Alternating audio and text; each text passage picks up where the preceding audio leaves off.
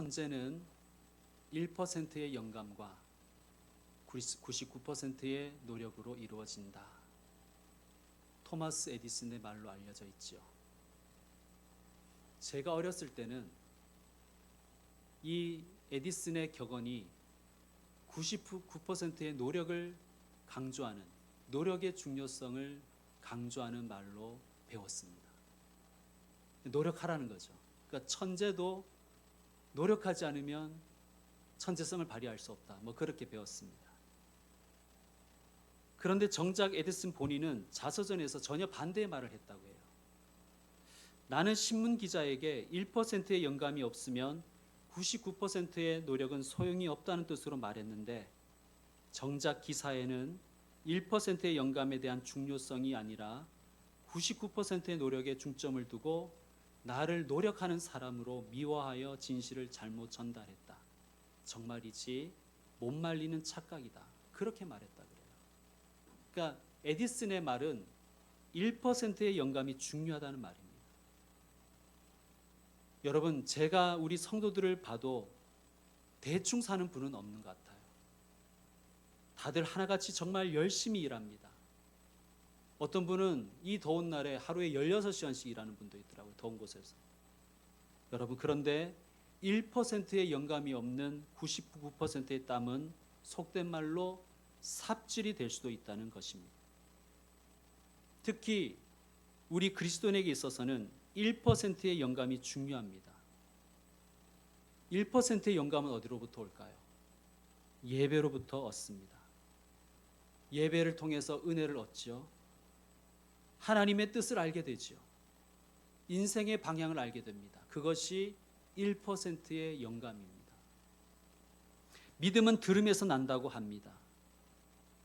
설교를 잘 들으면 믿음이 생기는 것입니다. 믿음이 바로 1%의 영감입니다. 성도 여러분, 예배를 사모하고 또 예배를 통해서 설교를 통해서 주님이 주시는 1%의 영감을 받는 분들 되시기를 축원드립니다. 영감 없이, 믿음 없이, 목적과 방향 없이 열심만 있으면 삽질하는 신앙이 되는 거예요. 사도 바울이 빌립보서 3장에서 이렇게 고백합니다. 나는 정말 열심히 교회를 박해했다. 겁나 열심히 율법을 지켰다. 그래서 율법에서 보면 나는 아무런 흠도 없다. 나는 그렇게 열심히 노력을 했다. 그런데 나는 이 모든 것을 이제는 해로 여긴다. 배설물로 여긴다. 개똥처럼 생각한다. 왜냐하면 내 주 그리스도를 아는 지식이 가장 고상하기 때문이다. 자, 무슨 말입니까? 바울이 1%의 영감, 예수 그리스도를 아는 지식이 가장 고상하다는 이 1%의 영감을 얻거나 보니 그동안 자기가 했던 99% 노력은 아무것도 아니라는 것을 깨달은 것입니다. 예수님을 모르고 뛰었던, 열심히 뛰었던 그 시간들, 1%의 영감 없이, 믿음 없이 달렸던 그 삶은 다 헛수고였고 삽질이었다라고 표현하는 것이죠. 이어서 그는 이렇게 선포합니다. 표대를 향하여. 여러분, 이게 영감이지요. 그리스도 예수 안에서 하나님이 위에서 부르신 부름의 상을 위하여, 부르신 부름의 상이 또한 1%의 영감입니다. 1%의 영감을 가지고 나는 달려가노라. 1%의 영감을 가지고 99%의 땀을 흘리겠다는 그런 고백인 것입니다. 성도 여러분, 예배는 1%의 영감이 부어지는 시간이에요. 예배를 드려야 영감이 생깁니다. 예배가 없으면 믿음도 없는 것입니다. 혹시 여러분 지금 어려운 문제를 만난 분 있습니까? 인생의 바닥을 박박 기고 계신 분 있습니까? 갈피를 잡지 못해서 방황하고 계신 분 계십니까? 이럴 때 두 종류의 인생이 있습니다. 하나님께 가까이 가는 사람이 있고 반대로 하나님과 멀어지는 사람이 있어요. 여러분은 어떤 사람입니까? 문제가 생기면 예배에 힘쓰는 사람입니까? 아니면 예배를 등한시하는 사람입니까? 여러분, 예배에 실패하면 정말 망하는 거예요. 그런데 예배에 성공하면 그리하여 1%의 영감을 얻으면 미래가 열릴 줄 믿으시길 바랍니다. 어떤 분은 이렇게 말하더라고요. 목사님, 예배 볼 기분이 아니에요. 여러분, 예배 볼 기분은 어떤 기분입니까?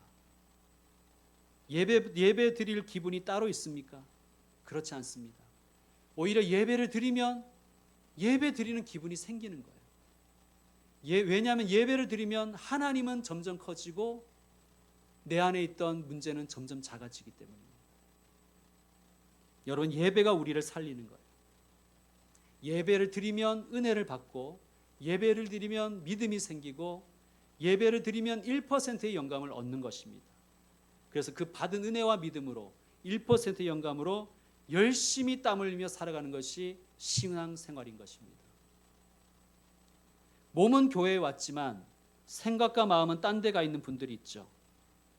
제가 어릴 때 다니던 교회의 장로님들은 대표 기도할 때마다 잘하는 레파토리가 있었어요. 이런 기도를 많이 하셨습니다. 오늘도 우리 권속들 중에 예배 자리에 왔지만 성전에 마당만 밟고 가는 이들이 있습니다. 성전에 마당만 밟고 가지 않게 해주십시오. 그러한 기도를 많이들 하셨습니다. 그러니까 교회에 왔지만 예배에는 마음이 없고 예배당에는 앉아있지만 생각과 마음은 딴 데가 있으면 성전 마당만 밟고 가는 것이다. 그것이죠. 여러분, 그런 사람에게는 1%의 영감이 있을 수가 없습니다. 여러분, 오늘 본문을 보면 다윗이 큰 위기를 만났어요. 인생의 밑바닥을 지금 기고 있습니다. 이때 다윗은 오늘 본문 1절처럼 노비라는 땅으로 갔습니다. 노브는 제사장들이 있는 땅이에요. 지금으로 치면 교회라고 할 수 있죠. 왜냐하면 우리는 다 왕 같은 제사장이니까. 노브에서 아히멜렉이라는 제사장을 만났습니다. 기도 부탁하러 왔을까요? 3절을 보면 그런 것 같지는 않습니다. 이렇게 말합니다. 이제 당신의 수중에 무엇이 있나이까? 떡 5덩이나 무엇이나 있는 대로 내 손에 주소서. 그래서 실제로 아히멜렉이 거룩한 떡을 주지요. 일명 진설병. 이 진설병이라는 것은 성막에 바치는 크고 넓적한 떡입니다. 진설병 하나에 밀가루가 4리터 이상 들어가요. 그 말은 진설병 하나에 20명이 먹을 수 있다는 뜻입니다. 그게 12개가 있었어요. 그런데 6절을 보면 제사장이 그 거룩한 떡을 주었으니 거기는 진설병 곧 여호와 앞에서 물려낸 떡밖에 없었음이라. 이 떡은 더운 떡을 드리는 날에 물려낸 것이더라 라고 합니다. 이 진설병을 언제 새로운 진설병으로 바꾸느냐 하면 안식일날 바꿔요. 그러니까 안식일날 더운 떡을 드리고 그 안식일날 식은 떡을 거두어 드리는 것입니다. 그러니까 지금 다윗이 이 노베 온 날이 무슨 날이라는 얘기예요? 안식일이라는 거죠. 자, 다윗이 안식일날 교회에 간 거예요. 안식일에 주일에 교회를 간 것입니다. 아, 다윗이 불안하고 힘들어서 예배하러 왔구나. 그런데 온 김에 애찬 식사도 하고 가려고 하는구나 라고 생각하실 수도 있겠죠. 과연 그럴까요? 결론부터 말씀드리면 다윗은 안식일에 예배하려고 노베 간 것이 아니었습니다. 그는 마당만 밟았을 뿐입니다. 여러분, 오늘 우리가 본문에서 읽었지만 다윗은 계속 거짓말로 일관합니다. 제사장이 물었죠. 너 왜 혼자 왔니? 그러자 다윗이 뭐라 그럽니까? 마치 자기가 왕의 비밀 작전을 수행하는 것처럼.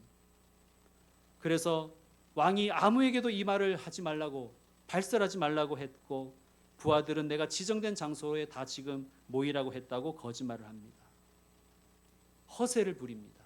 그러니까 자기 혼자 있는 것이 아니라 내 수하들이 많다. 지금 어떤 곳에 다 모여 있다. 내가 그들을 위해서 지금 음식을 좀 챙기러 왔는 것이다. 거짓과 허세와 가면으로 일관하고 있습니다.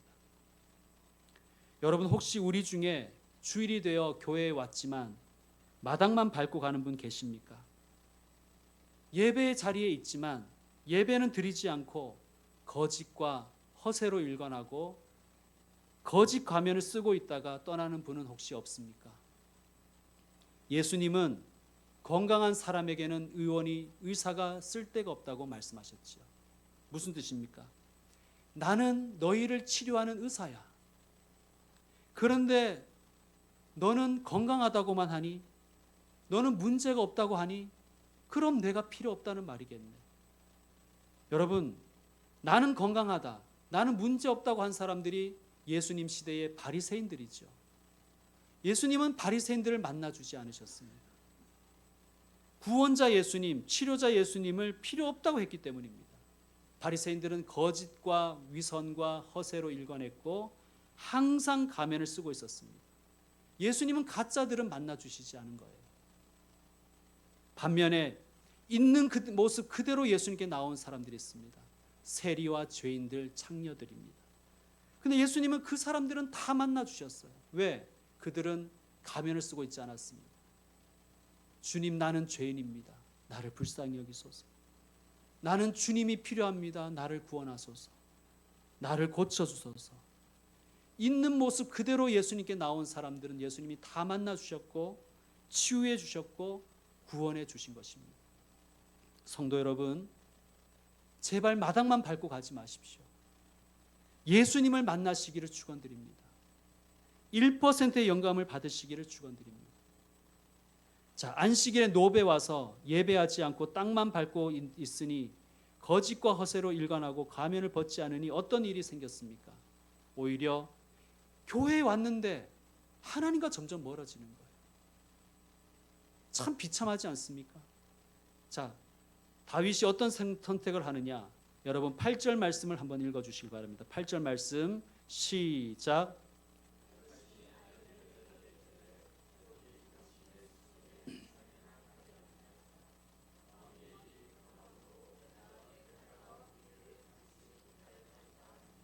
자, 다윗이 뭐를 구합니까? 그렇죠. 여기 당신의 수중에 창이나 칼이 없습니까? 여러분, 이게 무슨 자다가 봉창 두들기는 말입니까? 제사장이 무슨 무기상도 아니고 왜 제사장에게 창이나 칼을 구할까요? 근데 참 이상하게도 9절에 보면 이곳에 칼이 있었습니다. 9절 보세요. 제사장이 이르되 네가 엘라 골짜기에서 죽인 블레셋 사람 골리앗의 칼이 보자기에 쌓여 에봇 뒤에 있으니 네가 그것을 가지려거든 가지라. 여기는 그것밖에 다른 것이 없느니라 하는지라. 다윗이 이르되 그 같은 것이 또 없나니 내게 주소서 하더라. 자, 제사장이 뭐라 그랬습니까? 골리앗의 칼이 에봇 뒤에 있어. 그거 가지려면 가져. 라고 했더니 다윗이 뭐라고 합니까? 그 같은 것이 또 없나니 내게 주소서. 여러분, 다윗이 이 노베 골리앗의 칼이 있다는 것을 모르고 갔을까요? 알고 갔을까요? 저는 알고 갔다고 생각합니다. 왜냐하면 지난번에도 말씀드렸듯이 당시 이스라엘에는 창이나 칼이 너무 귀했어요. 그래서 칼을 가지고 있는 사람은 왕 사울과 아들 왕자 요나단밖에는 칼이 없었습니다. 여러분, 이 시대에 골리앗의 칼이, 그것도 자기가 죽인 골리앗의 칼이 노베에 있다는 것을 다윗이 몰랐을 리가 없습니다. 골리앗의 칼이 보자기에 쌓여 에봇 뒤에 있다. 에봇은 제사장이 입는 조끼 같은 것입니다. 그러니까 제사와 예배를 상징하지요. 에봇과 칼이 있다. 예배와 칼이 있다. 자, 예배와 칼 중에서 다윗은 무엇을 선택합니까?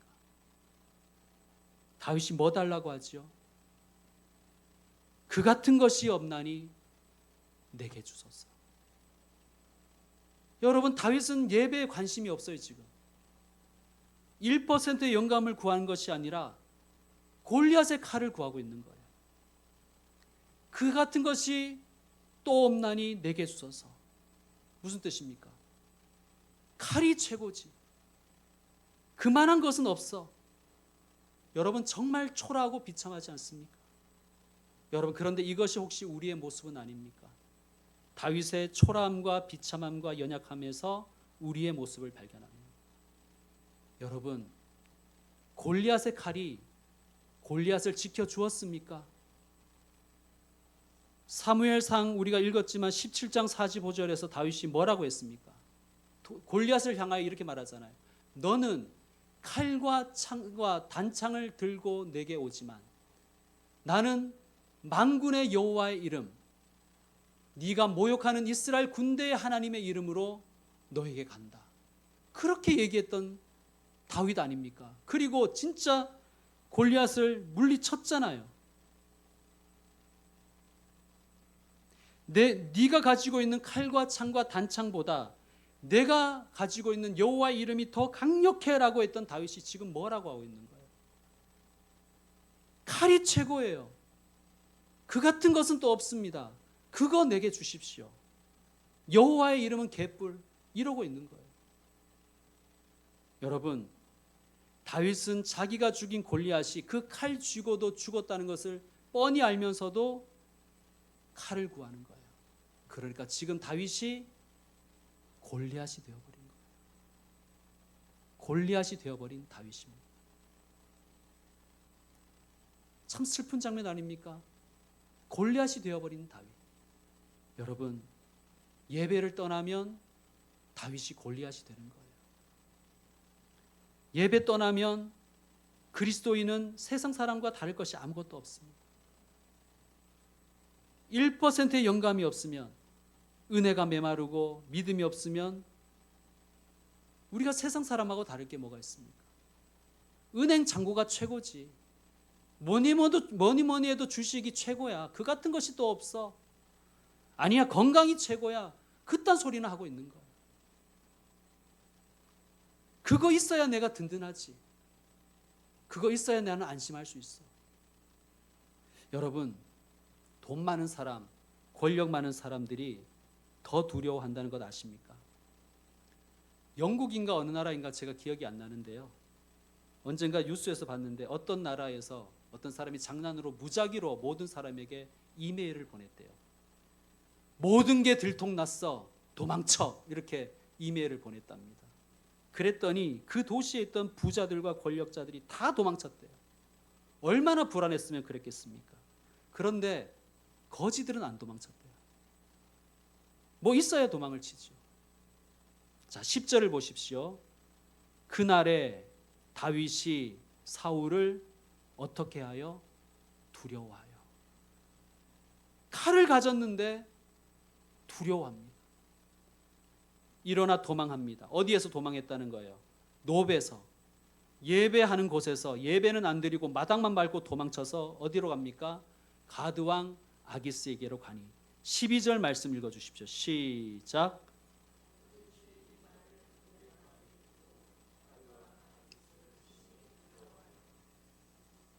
심히 두려워한대요. 아니, 칼을 가지고 있는데 점점 더 두려워지는 거예요. 칼을 가지고 있는데 사울을 두려워하여 도망쳐서 블레셋 땅으로 도망칩니다. 망명을 위한 것이겠죠. 아기스 왕을 만나서 심히 두려워합니다. 성도 여러분, 칼을 가진다고 두려움이 사라지는 게 아니에요. 오늘 초중고 예배 때 그림을 하나 봤는데 믿음과 두려움의 반비례 그래프를 봤습니다. 믿음이 많으면 두려움이 적어져요. 믿음이 적어지면 두려움은 커지는 거예요. 여러분, 칼을 가지면 가질수록 점점 더 두려워지는 거예요. 그러므로 성도 여러분, 우리는 무엇을 붙잡아야 됩니까?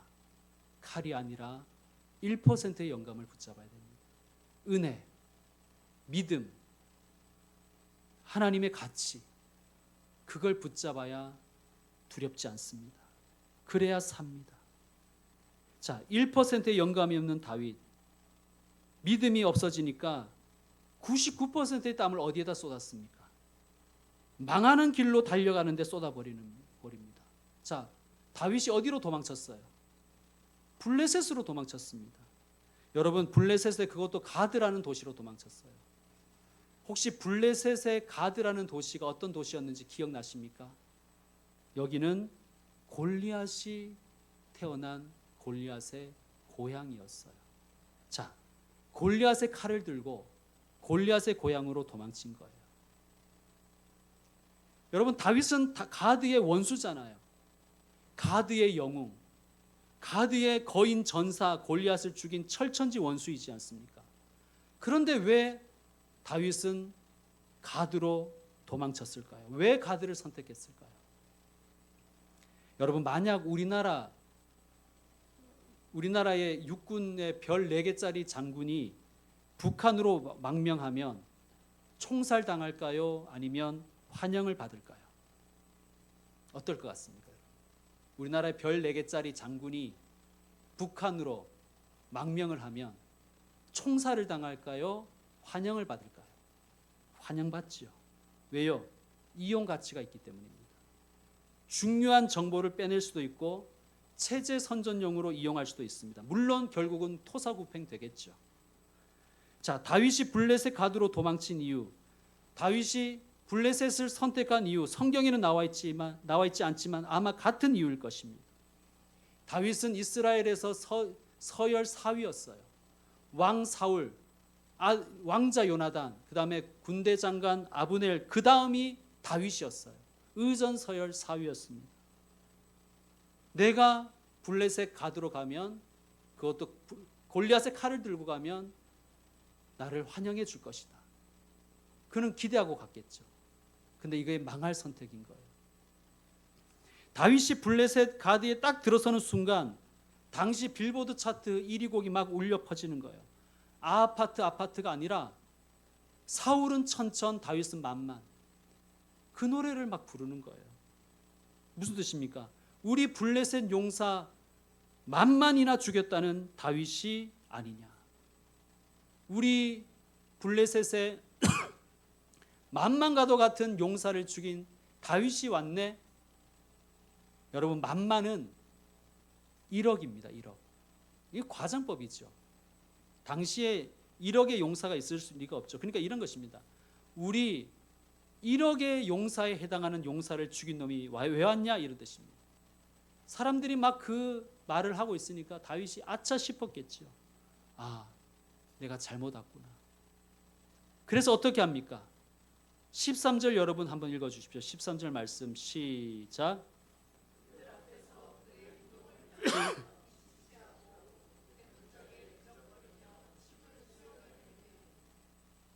다윗이 머리는 또 잘 돌아가요. 미친 척 연기를 하지요. 행동을 변하여 미친 체하고 대문짝에 그적거린다는 것은 뭐 이렇게 쓴다는 거예요. 침을 질질 흘리면서 백상 연기 대상감이죠. 블레셋 사람도 다 쏘갔고 아기스 왕도 쏘갔습니다. 얼마나 연기를 잘했던지, 얼마나 미친놈 연기를 잘했는지 다 쏘은 거예요. 근데 여러분 한번 물어봅시다. 원래 미친놈은 누구였습니까? 사울이었죠. 이 구역의 미친놈은 사울이었습니다. 사울이 미쳐 날뛸 때 다윗이 음악 치료해 준다고 수금 연주했던 그런 일이 몇 번이나 있었잖아요. 자, 그런데 지금 다윗이 사울이 되어버린 거예요. 1%의 영감 없이, 믿음 없이 예배의 마당만 밟고 갔더니 골리앗이 되어버렸고 사울이 되어버렸습니다. 여러분, 우리에게 은혜가 없으면, 우리에게 믿음이 없으면, 우리 믿음의 1%의 영감이 없으면 우리도 다 이렇게 되는 거예요. 골리앗이 되어버린 다윗, 사울이 되어버린 다윗. 여러분, 이 비참한 모습 앞에 우리도 깨달아야 되겠습니다. 나도 1%의 영감이 없으면 똑같아지겠구나. 예배를 통해서 얻는 1%의 영감, 은혜와 믿음이 내게 절실하구나. 나는 하나님 없으면 안 되는구나. 나는 예배 없으면 안 되는구나. 마당만 밟고 가지 않으리라. 참된 예배자가 되리라. 결단하는 분들 되시길 바랍니다. 근데 다윗이 이때 지은 시가 있어요. 그게 시편에 나옵니다. 우리 한번 찾아봅시다. 시편 34편이에요. 825쪽쯤에 있습니다. 시편 34편.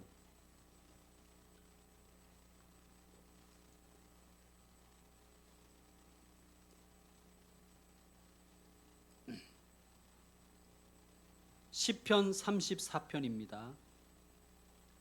자, 표제어가 있죠. 파란 글씨로 되어 있는 부분이 있죠. 뭐라고 적혀 있습니까?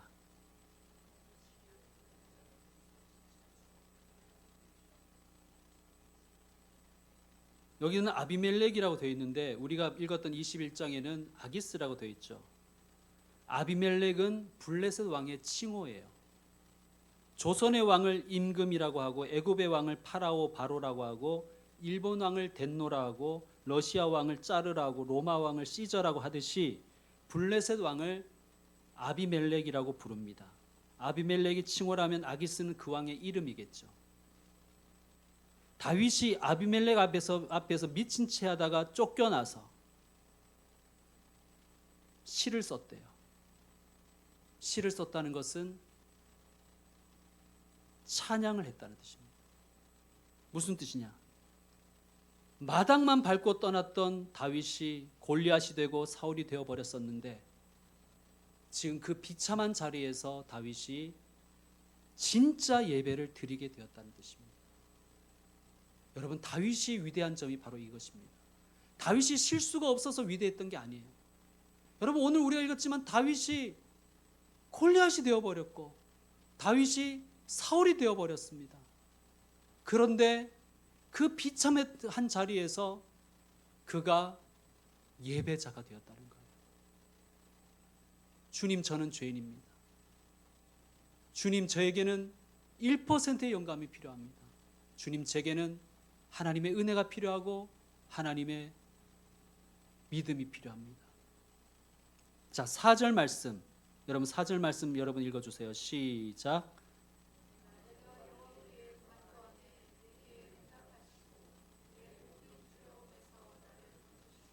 아멘. 자, 두려워서 골리앗의 칼을 붙들었던 다윗, 또 심히 두려워서 미친 척했던 다윗, 골리앗이 되어버렸고 사울이 되어버린 다윗이 그 비참한 자리에서 하나님께 무릎을 꿇고 간구했습니다. 그 자리가 예배의 자리가 된 것이죠. 그랬더니 그가 깨달은 거예요. 칼이 나를 구한 것이 아니라 기도가 나를 살렸다.